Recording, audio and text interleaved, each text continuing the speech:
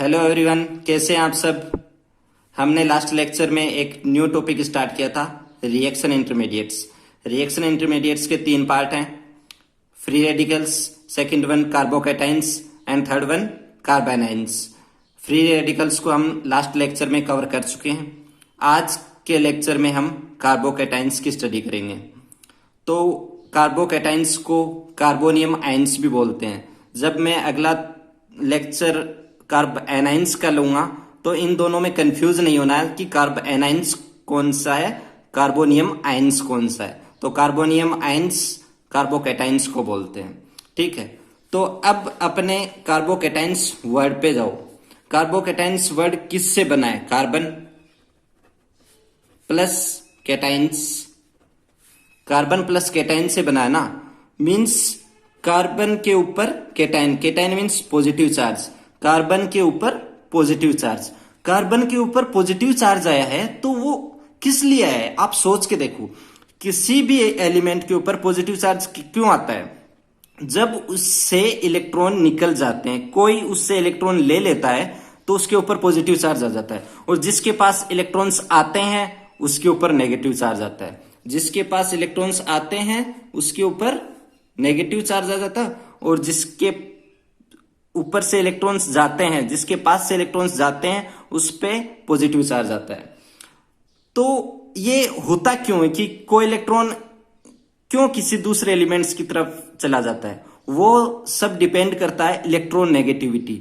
अब इलेक्ट्रोनेगेटिविटी क्या होती है मैं ये बताता हूं।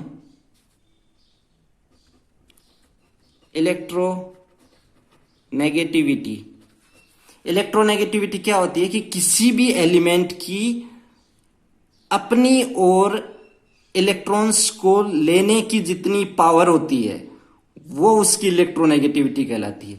मतलब किसी भी एलिमेंट्स की इलेक्ट्रोनेगेटिविटी ज्यादा होगी तो वो उतनी ही अच्छे से इलेक्ट्रॉन्स को अपनी साइड खींच लेगा, अपनी तरफ विड्रॉ कर लेगा दूसरे एलिमेंट से। तो हम प्रैक्टिकल से देखते हैं कि जब पीरियडिक टेबल में टॉप टू बॉटम जाते हैं तो इलेक्ट्रोनेगेटिविटी कम होने लगती है, और जब हम लेफ्ट टू राइट जाते हैं पीरियडिक टेबल में तो इलेक्ट्रोनेगेटिविटी बढ़ने लगती है। क्यों? साथ में इलेक्ट्रोनेगेटिविटी ज्यादा है, मतलब इलेक्ट्रॉन्स को अट्रैक्ट करने की पावर उसके पास ज्यादा है। मतलब मैं ये मान सकता हूं कि मैं अगर कार्बन के साथ एक हेलोजन ग्रुप कार्बन से बाद में आता है, मतलब राइट साइड में आता है पीरियडिक टेबल में, मैं कह सकता हूं कि हेलोजन ग्रुप की इलेक्ट्रोनेगेटिविटी ज्यादा होगी कार्बन से। तो हेलोजन ग्रुप में कौन कौन से आते हैं? क्लोरीन, ब्रोमीन, आयोडीन और फ्लोरीन। इन सब की इलेक्ट्रोनेगेटिविटी कार्बन की इलेक्ट्रोनेगेटिविटी से ज्यादा होगी तो होगा क्या? ये सिग्मा बॉन्ड दो इलेक्ट्रॉन से बना है। एक ये अपना इलेक्ट्रॉन देता है, ये अपना इलेक्ट्रॉन देता है, और दोनों के पार्टनरशिप से कोवेलेंट बॉन्ड बनता है और सिग्मा बॉन्ड बनता है। मतलब ये अब इसकी हेलोजन ग्रुप की इलेक्ट्रोनेगेटिविटी ज्यादा है तो ये करेगा क्या भाई? ये अपनी तरफ इलेक्ट्रॉन्स ले लेगा। मतलब क्या बनेगा? अब यहाँ पे कार्बन के ऊपर पॉजिटिव चार्ज, हेलोजन पे दो इलेक्ट्रॉन्स, ये अपनी तरफ दोनों इलेक्ट्रॉन्स लेगा, और इस इलेक्ट्रॉन्स लेगा उसके ऊपर नेगेटिव चार्ज, इलेक्ट्रॉन चले गए उसके ऊपर पॉजिटिव चार्ज, और इसके पास दोनों इलेक्ट्रॉन लिए इसने, तो इसके ऊपर लोन पेयर शो करेंगे। मैंने पहले बता चुका हूं लोन पेयर किसको बोलते हैं। दो इलेक्ट्रॉन्स के पेयर को लोन पेयर बोलते हैं। तो मतलब यहां पे हुआ क्या है? यहां पे हुआ है हेट्रोलाइटिक फिजन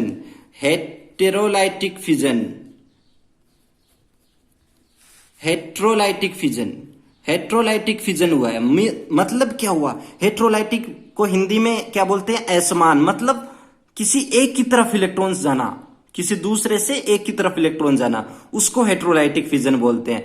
फ्री रेडिकल्स में पढ़ा था वो होमोलाइटिक फिजन था। मतलब दोनों अपने अपने इलेक्ट्रॉन्स लेके बैठ जाते हैं वहां पे, तो उस पे दोनों पे एक एक इलेक्ट्रॉन आ जाता है, और यहां पे किसी एक ने दोनों इलेक्ट्रॉन्स ले लिए सिग्मा बॉन्ड के। तो यहां पे कौन सा फिजन हुआ है? Heterolytic fission.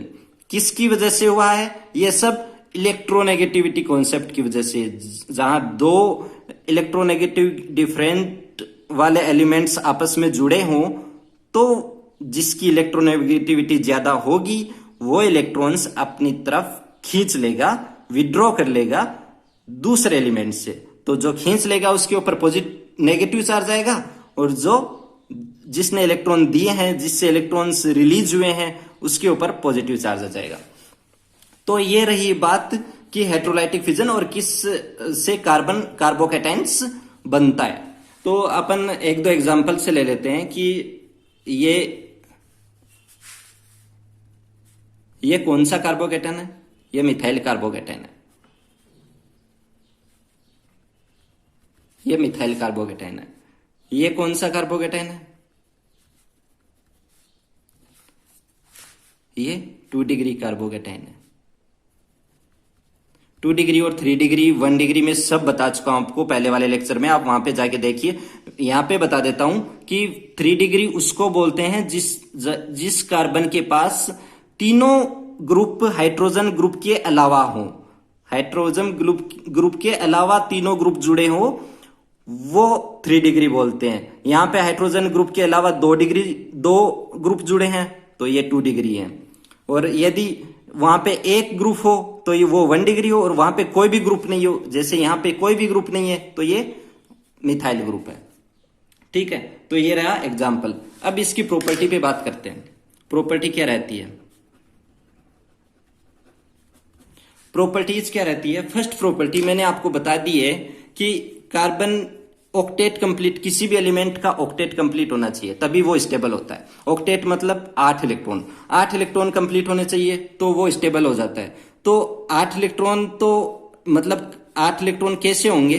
वो 4 बॉन्ड बना लेता है। ठीक है, 4 बॉन्ड बना, 4 सिग्मा बॉन्ड बना, चार सिग्मा बॉन्ड बनाएगा, तो 8 इलेक्ट्रॉन उसके कंप्लीट हो जाएंगे। अभी अपन ने यहां पे देखा है कि यहां पे अपनी तरफ इसने इलेक्ट्रॉन्स ले लिए, मतलब इसके पास 2 इलेक्ट्रॉन्स की कमी है। 2 इलेक्ट्रॉन्स यहां पे ये अपनी तरफ ले गया है। मतलब मैं ये कह सकता हूं कि कार्बन, जहां भी कार्बोकैटायन है, उस कार्बन के ऊपर 2 इलेक्ट्रॉन्स की कमी है। मींस उसके पास कितने इलेक्ट्रॉन्स है? अब उसके पास 6 इलेक्ट्रॉन्स है।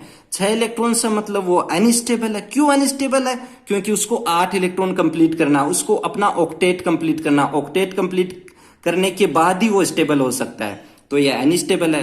तो मैं ये कह सकता हूं ना कि ये, अगर मैं इसके पास ऐसे ग्रुप जोड़ दूं जो इसको इलेक्ट्रॉन्स दे दें, तो वो स्टेबल बना देंगे, इसको बिल्कुल स्टेबल बना देंगे। क्योंकि इसको तो चाहिए इलेक्ट्रॉन्स, इसके पास इलेक्ट्रॉन्स है 6, इसको चाहिए इलेक्ट्रॉन्स, और जो भी ग्रुप इसको इलेक्ट्रॉन दे देगा वो इसको स्टेबल कर देगा। ये अपन स्टेबिलिटी उसकी थोड़े टाइम बाद में, अभी इसी लेक्चर में पढ़ेंगे कैसे स्टेबिलिटी इसकी चेंज होती है, उसका क्या ऑर्डर रहता है।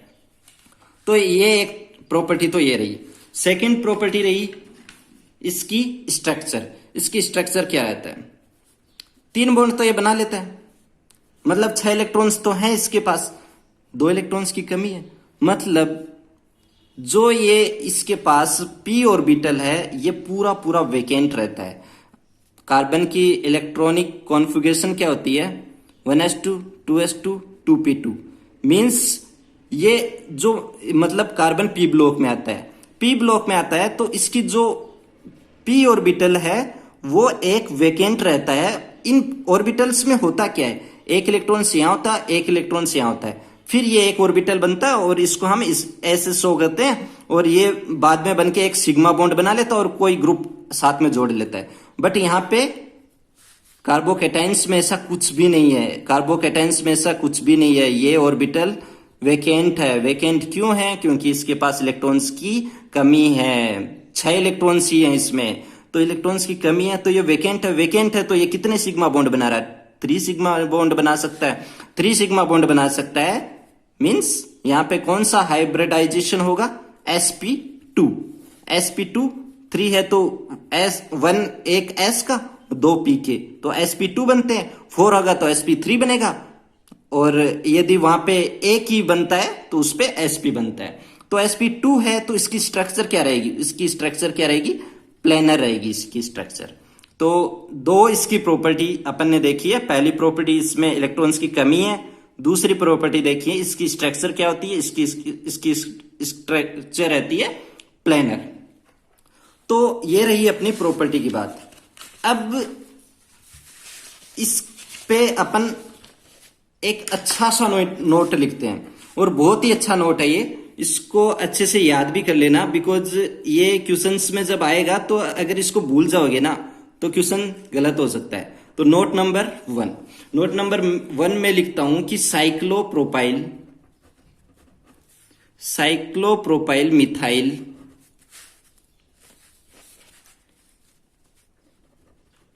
carbocations are more stable than benzyl carbocations। मतलब क्या इसका, क्या होता है साइक्लोप्रोपाइल मिथाइल कार्बोकेटाइंस, बेंजाइल क्या, और क्या होता है बेंजाइल कार्बोकेटाइंस। तो आप इसको देखिए। अब साइक्लोप्रोपाइल बेंजाइल कार्बोकेटाइंस की स्ट्रक्चर क्या रहती है, ये रहती है। बेंजाइल कार्बोकेटाइंस की स्ट्रक्चर क्या रहती है, ये रहती है। ये इससे क्यों स्टेबल है, मैंने पिछले वाले लेक्चर में आपको बताया है कि बेंजाइल फ्री रेडिकल, आपको लास्ट लेक्चर में फ्री रेडिकल पढ़ाया था, उसमें बताया कि benzyl free radical stability show करता है रेजोनेंस के कारण। पर आप यहां पे देख रहे हैं कि बेंजाइल से भी एक ज्यादा स्टेबल वाला कुछ कंपाउंड है, वो है साइक्लोप्रोपाइल मिथाइल। क्यों, आप ऐसे बता सकते हैं कि किसी भी रिंग को बनाने के लिए कितने कार्बन्स की अपन को कम से कम कितने कार्बन चाहिए, 3 कार्बन चाहिए। 2 कार्बन से तो रिंग नहीं बनती ना, 2 कार्बन से तो चेन बनती है। 2 कार्बन से चेन बनेगी, जब 3 कार्बन हो जाएंगे तो वो ट्राइंगल बना के एक रिंग बना लेगा। बिल्कुल सही बात। मतलब मैं ये कहूं कि ये जो स्ट्रक्चर है वो ऑर्गेनिक कंपाउंड की सबसे छोटी रिंग वाली स्ट्रक्चर है। मैं ऐसे कह सकता हूं कि 3 तो कम से कम कार्बन चाहिए ही रिंग बनाने के लिए, और ये सबसे छोटी, ये 3 रिंग बनाई, और ये रिंग सबसे छोटी स्ट्रक्चर है ऑर्गेनिक कंपाउंड में, ऑर्गेनिक केमिस्ट्री में। मतलब ये सबसे छोटी है, तो इसमें कुछ दिक्कत आएगी। इसमें क्या दिक्कत आएगी, ये इतने पास होते हैं ना। अब मैं इसको एक स्ट्रक्चर के थ्रू, आपको ऑर्बिटल्स के थ्रू बताता हूं कि क्या होता है। कि मैं इस स्ट्रक्चर को नीचे बनाऊंगा ऑर्बिटल्स के साथ, ठीक है। मैं पहले इस कार्बन को बता रहा हूं, जहां पे पॉजिटिव चार्ज है उस कार्बन को शो कर रहा हूं। ये इसका वैकेंट ऑर्बिटल जो अपन ने स्ट्रक्चर में पढ़ा था, ठीक है। ये इसका वैकेंट ऑर्बिटल, और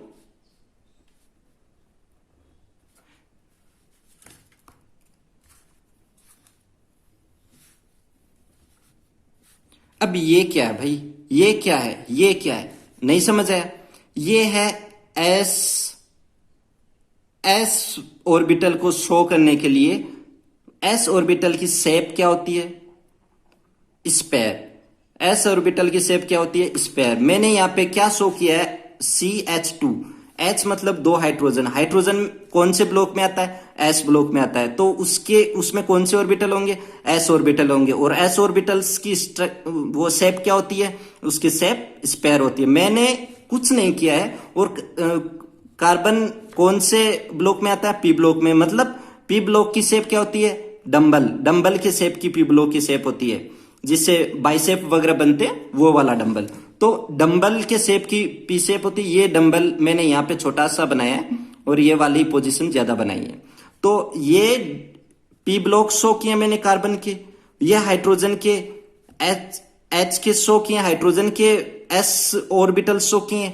मतलब मैंने क्यों शो किए हैं, मैं इसको सिग्मा बॉन्ड बनाना चाह रहा हूं। मैं यहाँ पे मैंने आपको पहले वाले लेक्चर्स में बता चुका हूं कि सिग्मा बॉन्ड कैसे बनता है। सिग्मा बॉन्ड बनता क्यों है, किसी भी 2 ऑर्बिटल्स की जब हेड टू हेड ओवरलैपिंग होती है, दो s की हेड टू हेड ओवरलैपिंग हो तो सिग्मा बॉन्ड बनता है, एक s और एक p की हेड टू हेड होती है तो सिग्मा बॉन्ड बनता है, दो p हो, उन दोनों की आपस में हेड टू हेड अगर वो ओवरलैप हो रहे हैं तो सिग्मा बॉन्ड बनता है। पाई बॉन्ड कैसे बनता है? यदि उनकी एक्सिस ये है, एक्सिस के परपेंडिकुलर उनका ऑर्बिटल हो और वो आपस में यदि ओवरलैप होए तब पाई बॉन्ड बनता है। ठीक है, तो मैं यही कहना चाह रहा हूं कि मुझे यहां पे सिग्मा बॉन्ड शो करना है। सिग्मा बॉन्ड कैसे शो होता है अभी बताया, किससे शो होता है?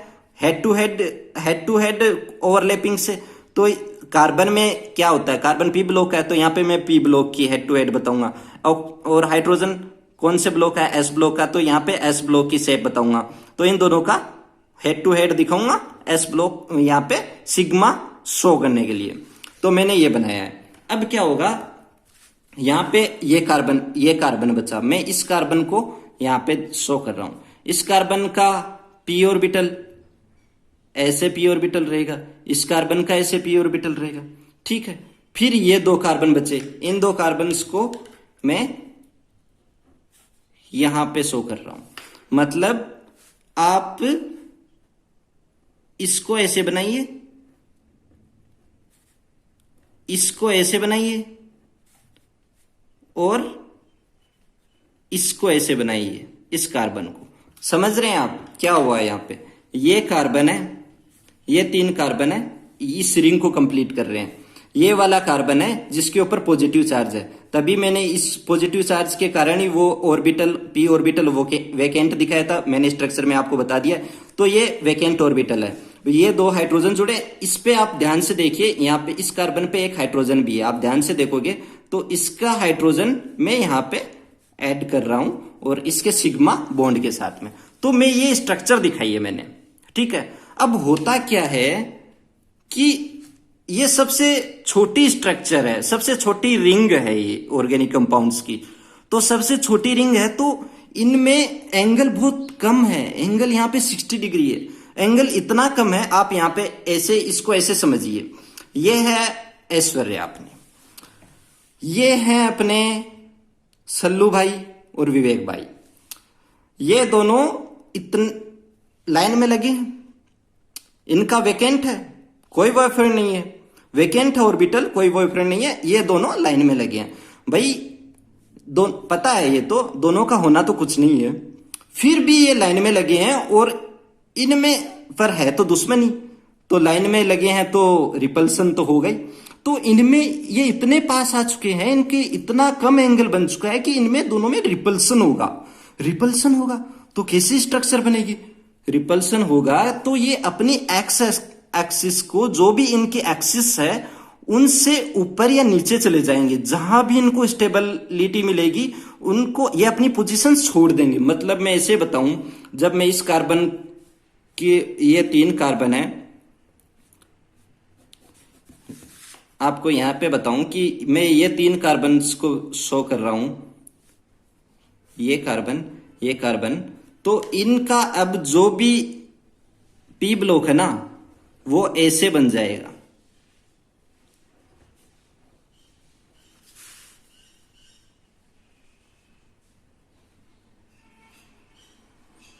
ऐसे बन जाएगा। इनकी एक्सिस तो यही रह गई, इनकी एक्सिस यह रह गई और ये अपनी एक्सिस से ऊपर, कोई नीचे। क्यों ऊपर नीचे? क्यों? स्टेबिलिटी लेने के लिए, स्टेबिलिटी लेने के लिए। इनका पास वाला कौन सा कार्बन है जिसके ऊपर कार्बोकैटायन है? आपको देखिए, ये कार्बोकैटायन है, कार्बोकैटायन वाला कार्बन मैंने यहाँ पे बना दिया है और ये इसका वैकेंट ऑर्बिटल बना दिया है, और मैंने ये हाइड्रोजन शो करने के लिए, सिग्मा बॉन्ड शो करने के लिए हाइड्रोजन यहाँ पे जोड़ दिए।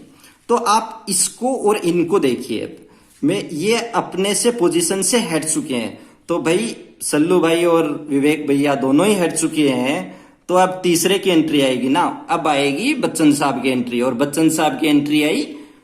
और ये मैंने स्ट्रक्चर में बड़ा लग रहा है, पर ये जब इतनी छोटी स्ट्रक्चर होती है ना, इसकी इतनी छोटी स्ट्रक्चर होती है कि ये जब यहाँ से रिपल्सन होता है और ये ऊपर चले जाते हैं तो ये बहुत पास में आ जाता है। ये वैकेंट सेल, वैकेंट ऑर्बिटल और ये वाला जो पी ऑर्बिटल वाला जो सिग्मा बना था वो इतना रिपल्स होके इतना ऊपर चला जाता है कि बहुत पास में आ जाते हैं। बच्चन साहब और ऐश्वर्या जी पास में आ गए, अब ओवरलैप होना ही है, ओवरलैप हो गया, मतलब ये इतने पास में आ जाते हैं कि इनका ओवरलैपिंग हो जाती है। ओवरलैपिंग क्यों होती है? क्योंकि भाई इसको क्या चाहिए, इसको तो स्टेबिलिटी चाहिए ना, इसके पास इलेक्ट्रॉन्स की कमी है, ये पॉजिटिव चार्ज पहले से ले रखा है इसने, तो ये वाला वैकेंट ऑर्बिटल है, इसको इलेक्ट्रॉन्स कहां से मिले, इस सिग्मा बॉन्ड से मिलेंगे। पहली बार ऐसा है कि किसी भी पॉजिटिव चार्ज को एक सिग्मा बॉन्ड इलेक्ट्रॉन्स दे रहा है, सिग्मा बॉन्ड इलेक्ट्रॉन दे रहा। वरना क्या होता था कि वो किसी पाई बॉन्ड से इलेक्ट्रॉन लेता था रेजोनेंस के थ्रू, किसी लोन पेयर वाले एलिमेंट से इलेक्ट्रॉन ले लेता था, वो लोन पेयर होता था, बट सिग्मा बॉन्ड से यहां पे इलेक्ट्रॉन्स ले रहा है। मतलब अब स्ट्रक्चर क्या रहेगी अपनी, स्ट्रक्चर पे जाते हैं कि ये CH2 पॉजिटिव स्ट्रक्चर रहेगा, तो इस पे ये सिग्मा टूट के यहां पे आ जाएगा। तो अब स्ट्रक्चर क्या बन जाएगी अपनी, अपनी स्ट्रक्चर बनेगी, यहाँ पे टूटेगा, सोच के देखिए आप, यहाँ पे ये दोनों इलेक्ट्रॉन्स इसके पास आ गए, इसके पास इलेक्ट्रॉन्स की कमी है, कितने, अभी मैंने बताया कि कार्बोकेटाइंस पे 6 इलेक्ट्रॉन्स होते हैं, 2 इलेक्ट्रॉन्स की कमी है, ये इस सिग्मा बॉन्ड के दोनों इलेक्ट्रॉन्स ले लेगा, दोनों इलेक्ट्रॉन्स ले लेगा तो इसके ऊपर पॉजिटिव चार्ज आ जाएगा, बाकी ये तो यहाँ पे रहेगा ना, यहाँ पे रहेगा। अब ये इलेक्ट्रॉन्स किस टाइप से लेगा, यहाँ पे डबल बॉन्ड बना लेगा, ये CH2, मतलब ये अब कार्बोकेटाइन स्टेबल हो गया है, यहाँ पे अपने वेकेंट पूरा कर लिया। आप देख लीजिए इसके पास 8 इलेक्ट्रॉन हो गए, 2 और 2 हाइड्रोजन के थ्रू 4 इलेक्ट्रॉन्स यहाँ पे, 4 इलेक्ट्रॉन्स यहाँ पे, मतलब 8 इलेक्ट्रॉन्स इसके पास कंप्लीट हो चुके हैं।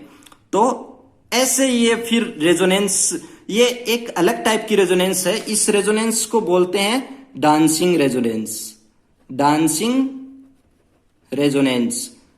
और साथ में इसमें पाई बॉन्ड इंक्लूड होता है, नहीं सॉरी, सिग्मा बॉन्ड इंक्लूड होता है, पाई बॉन्ड नहीं होता है इसमें, तो इसको सिग्मा सिग्मा रेजोनेंस भी बोलते हैं। ऐसे बोलते हैं कि साइक्लोप्रोपाइल मिथाइल कार्बोकेटाइन में डांसिंग रेजोनेंस होता है, या फिर इसको बोल सकते हैं सिग्मा रेजोनेंस होता है। इसमें ऐसा भी हो सकता है कि ये वाली स्ट्रक्चर इधर टूटे, क्यों, ये ऊपर वाला ही क्यों टूटे, दोनों सेम है ना, तो ये अगर नीचे वाले टूटे तो ये ऐसे बन जाएगा, ऐसे बन जाएगा, ये CH2 इस पे कंप्लीट हो गया, ये पॉजिटिव चार्ज, ये पॉजिटिव चार्ज अब इस पे आ जाएगा, ये ऐसे बन जाएगा, ठीक है। अब पॉजिटिव चार्ज किस पे आ गया, इस पे, पहले किस पे था, इस पे, और इसमें कहां पे आया, इस पे। क्यों आया है, क्योंकि यहां से तो इलेक्ट्रॉन्स गए हैं ना, इलेक्ट्रॉन्स की कमी है, इलेक्ट्रॉन्स की कमी है तो पॉजिटिव चार्ज आया, और ये इलेक्ट्रॉन्स ले चुका है। अब मैंने पॉइंट ये लिखवाया था कि भाई cyclopropyl methyl carbocations are more stable than benzyl carbocations, क्यों है मैंने आपको बता दिया है। इसकी ये अपनी स्टेबिलिटी लेने के लिए ये वाला p ऑर्बिटल इस वाले वैकेंट ऑर्बिटल से ओवरलैप कर जाता है, ओवरलैप करने के कारण ये ज्यादा स्टेबल हो जाता है, ठीक है। तो मैं एक ऑर्डर लिखूं कि हमारा फिर ऑर्डर क्या रहेगा, मैं ऐसे बनाऊं,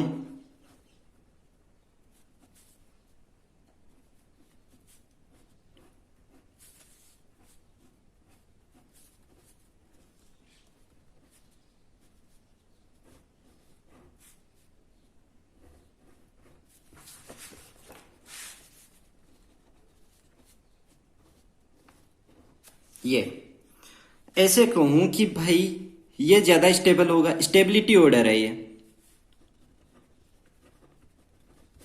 स्टेबिलिटी ऑर्डर है, ये ज्यादा रहेगा, ये इससे कम, ये इससे कम, क्यों, ये स्टेबल ऑर्डर क्यों रहेगा, क्योंकि मैंने अभी बताया कि जब एक रिंग ओवरलैप करके पॉजिटिव चार्ज को स्टेबल बना रहे हैं, यहां तो 3 रिंग है, यहां 2 रिंग है, यहां पे 1 रिंग है, मतलब ये तो और ज्यादा स्टेबल बनाएगा ना, 3 रिंग होने की, एक ही रिंग उसको स्टेबल बना देती है, तो 3 रिंग से और ज्यादा स्टेबल होगा। यहाँ 2 रिंग, 3 रिंग से तो कम होगा पर 1 रिंग से तो ज्यादा होगा ना, तो ये इससे ज्यादा होगा। और ये इन तीनों से सबसे कम क्या होगा, मैंने पॉइंट पे लिखाया है बेंजाइल कार्बोकेटाइन, ये बेंजाइल कार्बोकेटाइन है, तो ये अपना ऑर्डर रहेगा, ठीक है। अपना नोट नंबर 2 लिखते हैं।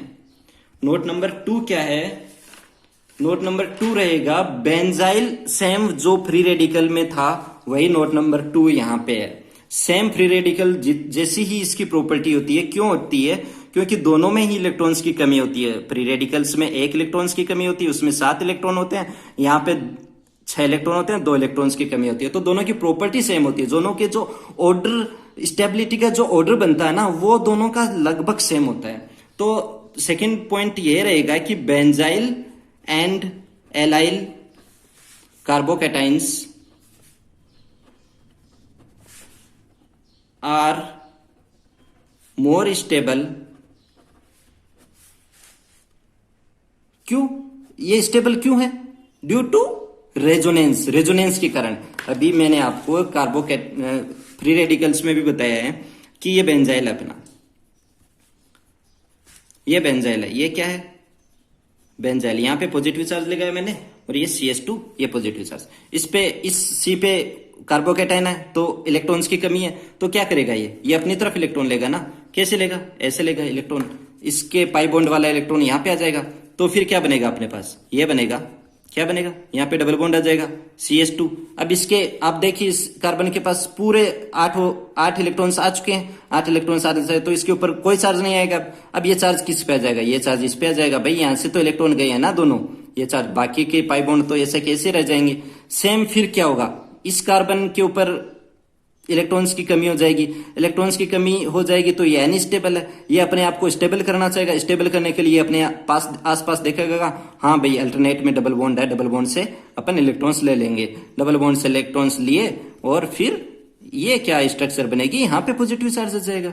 बाहर वाली स्ट्रक्चर तो सेम रहेगी, फिर यहाँ पे डबल बॉन्ड आ गया, फिर क्या रहेगा? फिर क्या ये डबल बॉन्ड यहाँ पे आएगा, क्यों? ये पॉजिटिव चार्ज देखेगा अपनी तरफ, डबल बॉन्ड है कोई, हाँ भाई यहाँ पे है, वहां से इलेक्ट्रॉन ले लेता हूं, तो यहाँ पे अब ये पॉजिटिव चार्ज कहाँ पे आ जाएगा? यहाँ पे पॉजिटिव चार्ज आ गए। ये डबल बॉन्ड कहाँ पे बन गया? यहाँ पे बन गया। ये कहाँ पे? ये मैंने आपको फ्री रेडिकल में बता चुका हूँ पूरी स्ट्रक्चर, आपको मैं यहाँ पे दोबारा बताऊं। वहां पे पॉजिटिव चार्ज की जगह ओनली फ्री रेडिकल का डॉट साइन था, वहां फ्री रेडिकल को डिनोट डॉट से करते हैं, तो वहां डॉट साइन था। फिर क्या होता? फिर से ये कार्बन कहता, भाई मैं अनस्टेबल हूं, मेरे ऊपर इलेक्ट्रॉन्स की कमी है, तो ये अपनी तरफ आसपास देखता है कि कहीं पे इलेक्ट्रॉन डबल बॉन्ड है इलेक्ट्रॉन लेने के लिए, बिल्कुल है, ये वाला डबल बॉन्ड है। तो ये कहता है ठीक है भाई हमें इलेक्ट्रॉन्स दे दो, और हम यहाँ पे डबल बॉन्ड बनाएंगे, आप फिर से वही पोजीशन ले लो भाई, आप यहाँ पे कार्बोकैटायन बेंजाइल ग्रुप बना लो, यहाँ पे C के ऊपर फिर से पॉजिटिव चार्ज आ जाएगा, और यही पहले वाली स्ट्रक्चर अपन को फिर से मिल जाएगी। तो ये तो रहा बेंजाइल में रेजोनेंस के कारण ये स्टेबल रहेगा। फिर रहेगी एलाइल ग्रुप। एलाइल ग्रुप क्या होता है? ये एलाइल ग्रुप है, CH2। इसमें क्या होता है? फिर से ये पॉजिटिव चार्ज बोलेगा भाई, इसमें क्या होता है? फिर से ये पॉजिटिव चार्ज बोलेगा, मेरे पास ये एलाइल ग्रुप है, ये एलाइल ग्रुप है, ठीक है। ये कार्बन क्या बोलेगा? मेरे पास इलेक्ट्रॉन्स की कमी है, आसपास देखेगा, हाँ भाई ये अल्टरनेट में मेरे पास डबल बॉन्ड है, इलेक्ट्रॉन्स में वहां से ले लेता हूँ, यहाँ से ले लिया इलेक्ट्रॉन्स, और यहाँ पे अब इसके पास इलेक्ट्रॉन्स किस कार्बन से गए? इस कार्बन से गए हैं, तो यहाँ पे तो इलेक्ट्रॉन्स गए हैं, तो सिग्मा बॉन्ड हो जाएगा ना, डबल बॉन्ड निकल गया। डबल बॉन्ड ने जिस सिग्मा ने, जिस पाई बॉन्ड ने 2 इलेक्ट्रॉन्स से बना रखे थे, वो आगे चला जाएगा। यहाँ पे CH डबल बॉन्ड, CH2। अब इस कार्बन के पास इलेक्ट्रॉन्स पूरे आ गए हैं, आपने देखा है, यहाँ पे देख सकते हैं आप, ये 4 बॉन्ड बना रहा है, 8 इलेक्ट्रॉन्स इसके पास पूरे हैं, और इसके पास इलेक्ट्रॉन्स की कमी है, तो ये पॉजिटिव चार्ज आ जाता है। मतलब बेंजाइल और एलाइल, इसको एलाइल बोलते हैं, बेंजाइल और एलाइल में रेजोनेंस के कारण स्टेबिलिटी ज्यादा होती है, ठीक है। ये अपना रहा नोट नंबर 2। नोट नंबर 3 क्या रहेगा? नोट नंबर 3 रहेगा, वही ऑर्डर रहेगा, 3 डिग्री, 2 डिग्री, 1 डिग्री और मिथाइल कार्बोकैटायन। क्यों? इसका भी रीजन है अपने पास।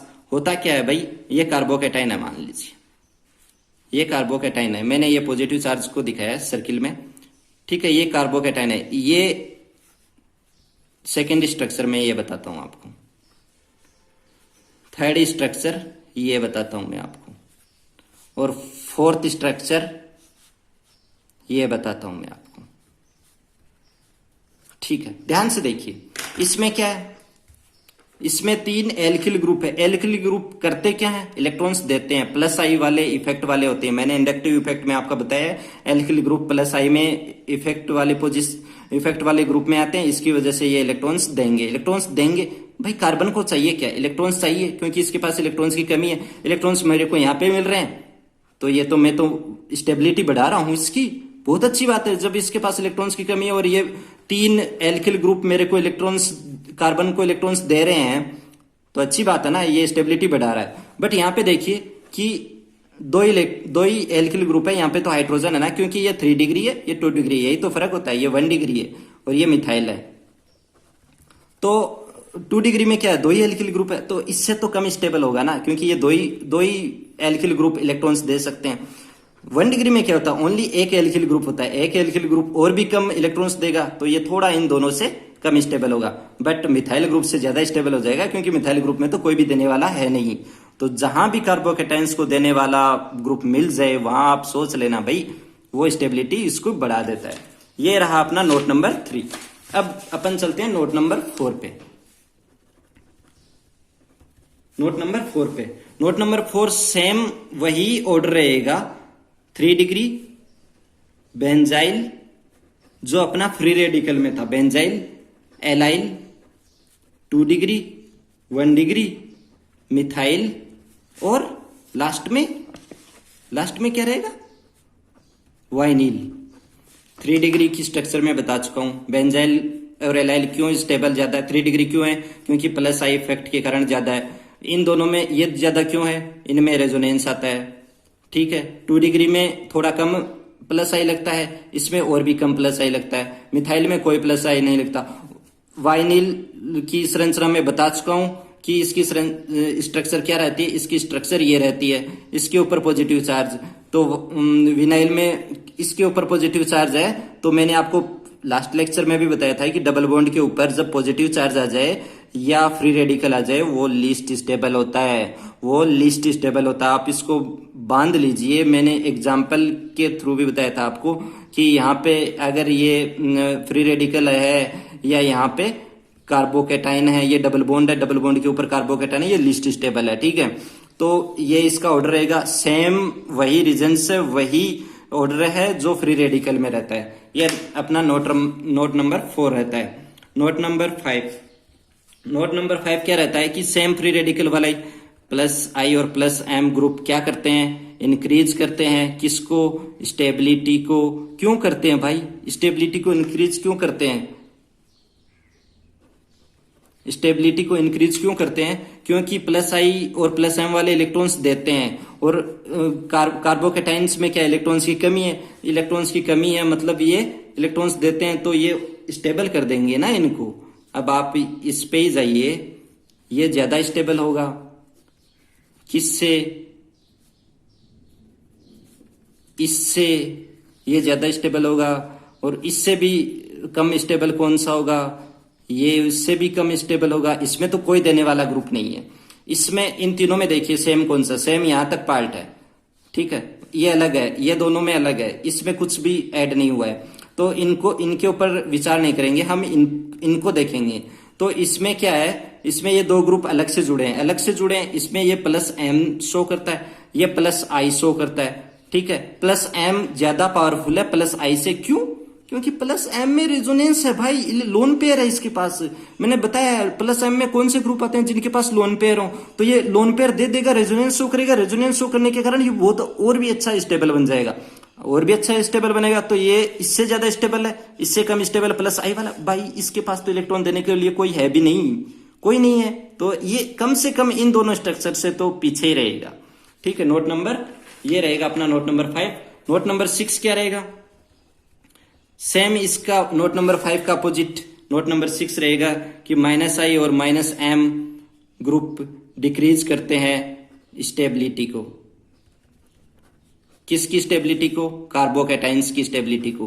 कार्बोकेटाइंस की स्टेबिलिटी को क्यों डिक्रीज करते हैं, क्योंकि माइनस एम खुद इलेक्ट्रॉन लेने वाले ग्रुप हैं, और जब इलेक्ट्रॉन लेने वाले ग्रुप जुड़े हों कार्बोकेटाइन पे, तो यार कैसे उन पे इलेक्ट्रॉन्स की वैसे ही उनके ऊपर कमी चल रही है।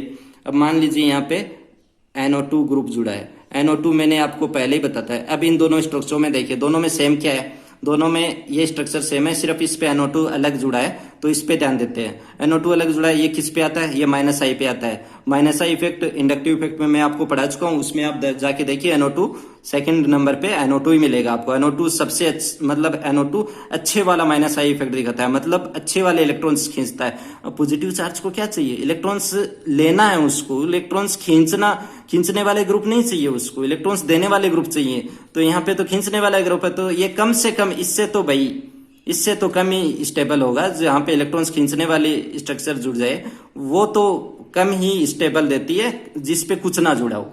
ठीक है, ये नोट नंबर 6 रहेगा। अब अपन दो एग्जाम्पल देखते हैं। एग्जाम्पल फर्स्ट लेते हैं।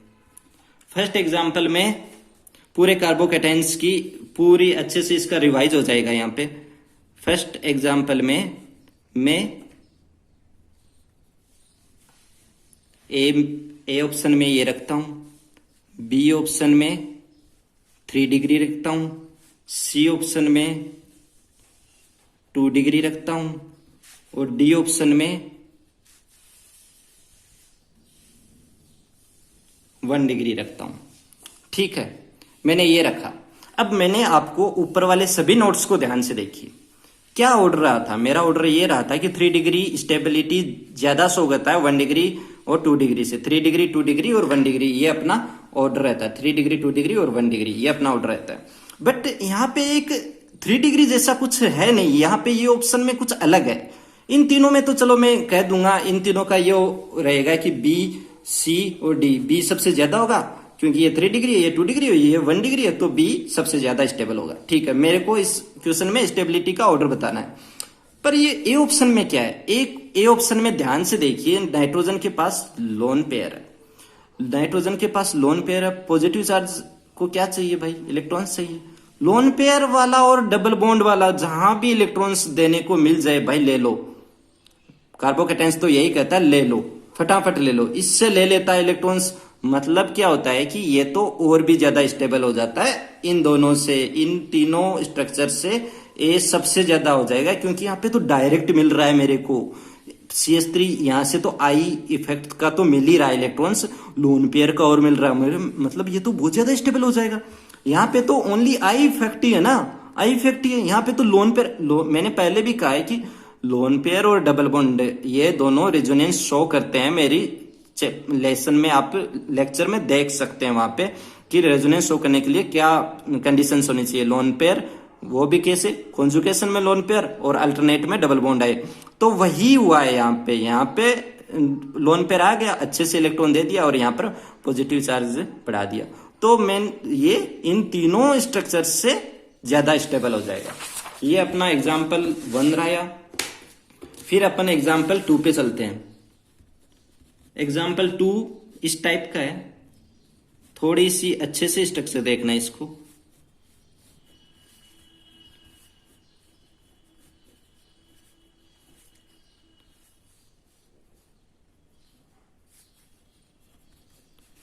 डी 4th वन ग्रुप क्या रहेगा ये। अब इसको ध्यान से देखिए, ये चारों मुझे एक सेम दिखाई दे रही है। मतलब कहने का ये मतलब है कि मुझे कुछ अलग इसमें जुड़ा हुआ नहीं दिख रहा, तो मैं इन चारों पे एक साथ सोचूंगा, इन चारों पे एक साथ सोचूंगा। मैं ये सोचूंगा कि भाई 3 डिग्री 2 डिग्री 1 डिग्री वाला तो ऑर्डर नहीं लग रहा है, सबसे फटाफट सबसे पहले यही देखूंगा। इसको देखूंगा, ये 3 डिग्री है, 3 डिग्री दिख रहा है ना भाई, इस पे 3 ग्रुप जुड़े हैं, ओनली हाइड्रोजन एक ही है, तो ये यहाँ पे 3 डिग्री है। फिर आप यहाँ पे देखिए, यहाँ पे तो हाइड्रोजन भी नहीं है क्योंकि यहाँ पे पॉजिटिव चार्ज, हाइड्रोजन तो निकल गया, तो ये 3 डिग्री है। यहाँ पे ये 2 डिग्री शो है। आप देखिए ये कौन सा डिग्री है, ये 2 डिग्री है। आप इसको भी देखिए, ये भी 2 डिग्री है। आप इसको देखिए, ये 1 डिग्री है। मतलब ध्यान से देखिए कि 2 2 डिग्री, एक 1 डिग्री, एक 3 डिग्री है। तो मैं कह दूंगा भाई 3 डिग्री तो सबसे आगे आ जाएगा, इसमें कोई शक नहीं है कि 3 डिग्री सबसे आगे आएगा। 2 डिग्री 2 है यहाँ पे, ध्यान से देखिए 2 डिग्री यहाँ पे 2 है, पर कौन सा पहले आएगा वो डिसाइड करेगा, उसके पास कुछ अलग तो नहीं जुड़ा है। ध्यान से देखिए, यहाँ पे पॉजिटिव चार्ज है, सॉरी यहाँ पे पॉजिटिव चार्ज है, तो ये वाला 2 डिग्री है। ठीक है, यहां से ध्यान से, ये 3 डिग्री है, ये 2 डिग्री है और ये भी 2 डिग्री है, ये 1 डिग्री है। तो 2 डिग्री वाले आ गए। 2 डिग्री वाले को कैसे करेंगे? इनके पास आसपास देखिए आप कि क्या ऐसे कुछ एलिमेंट जुड़े हैं जो इलेक्ट्रॉन्स और ज्यादा दे सकते हैं। मुझे यहाँ पे दिखा, मैंने यहाँ पे देखा, भाई यहाँ पे तो ऑक्सीजन जुड़ा है। ऑक्सीजन ये पता है ना, ये कार्बन है, ये कार्बन है, ये कार्बन है। यहाँ पे कुछ भी एक अलग ग्रुप जुड़ा है, मैं वो स्ट्रक्चर बता रहा हूँ। ये एक कार्बन की चेन है, ये कार्बन की चेन है, ये एक अलग ग्रुप जुड़ा है। सेम ऐसे ये एक कार्बन की चेन है, ये एक अलग ग्रुप जुड़ा है, ठीक है। बट मुझे इससे कोई लेना देना नहीं है ग्रुप जुड़ा कहाँ पे है, मुझे ये देखना है कि कार्बोकेटाइन कहाँ पे है। यहाँ 3 डिग्री पे, यहाँ 2 डिग्री पे, यहाँ 2 डिग्री पे, यहाँ 1 डिग्री पे। यहाँ पे तो 1 डिग्री दिख ही रहा है सबसे बाहर 1 डिग्री पे, तो 3 डिग्री तो सबसे ज्यादा स्टेबल हो गया।